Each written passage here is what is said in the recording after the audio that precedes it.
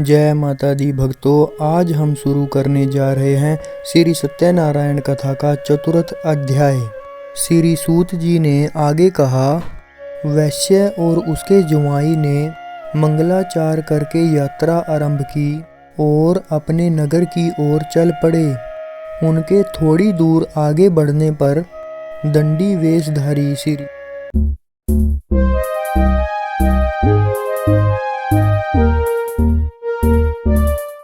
सत्यनारायण भगवान ने उससे पूछा, हे साधु, तेरी नाव में क्या है? अभिमानी वणिक हंसता हुआ बोला, हे दंडी, आप क्यों पूछते हैं? क्या धन लेने की इच्छा है? मेरी नाव में तो बेल और पत्ते भरे हैं। वैश्य का कठोर वचन सुनकर दंडी वेशधारी श्री सत्यनारायण भगवान ने कहा, तुम्हारा वचन सत्य हो। ऐसा कहकर वे वहां से कुछ दूर जाकर समुद्र किनारे पर बैठ गए। दंडी महाराज के जाने के पश्चात वैश्य ने नित्य क्रिया से निवृत्त होने के बाद नाव को ऊंची उठी देखकर अचंभा व्यक्त किया तथा नाव में बेल पत्ते आदि देखकर मूर्छित हो जमीन पर गिर पड़ा। मूर्छा खुलने पर अत्यंत शोक प्रकट करने लगा।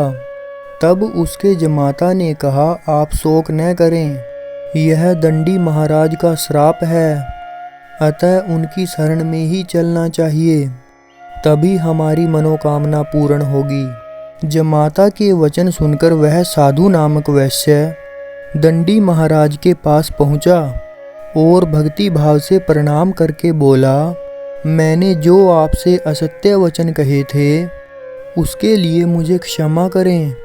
ऐसा कहकर वैश्य रोने लगा। तब दंडी भगवान बोले, हे वणिक पुत्र, मेरी आज्ञा से तुझे बार बार दुख प्राप्त हुआ है, क्योंकि तू मेरी पूजा से विमुख हुआ है।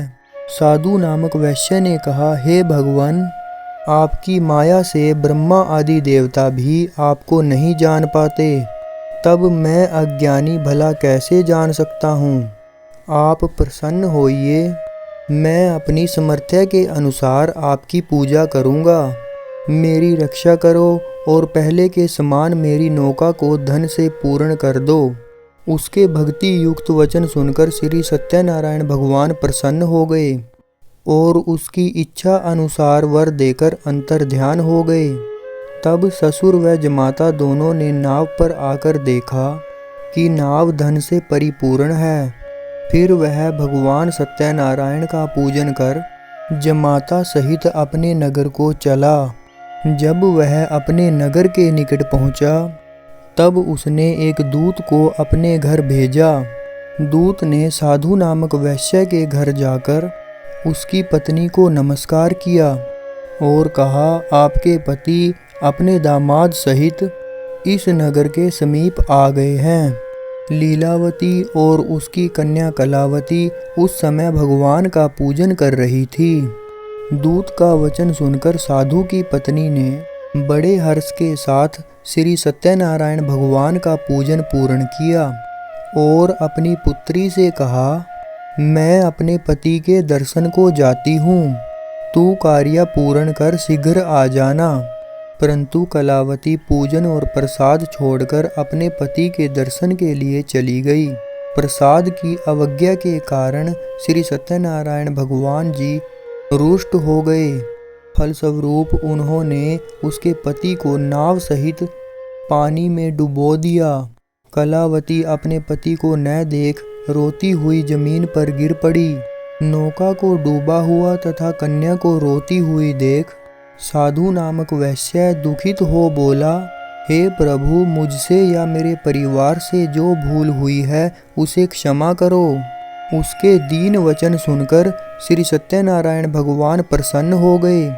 फिर आकाशवाणी हुई, हे वैश्य, तेरी कन्या मेरा प्रसाद छोड़कर आई है, इसलिए इसका पति अदृश्य हुआ है। यदि वह घर जाकर प्रसाद खाकर लौटे तो इसका पति अवश्य मिलेगा।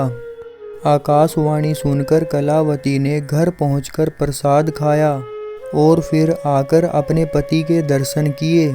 तत्पश्चात साधु वैश्य ने वहीं बंधु बांधुओं सहित श्री सत्यनारायण भगवान का विधि पूर्वक पूजन किया।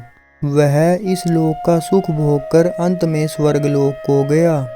तो भक्तों, ये था श्री सत्यनारायण भगवान की कथा का चौथा अध्याय। संपूर्ण कथा का आनंद उठाने के लिए चैनल को सब्सक्राइब करना ना भूलें। जय माता दी।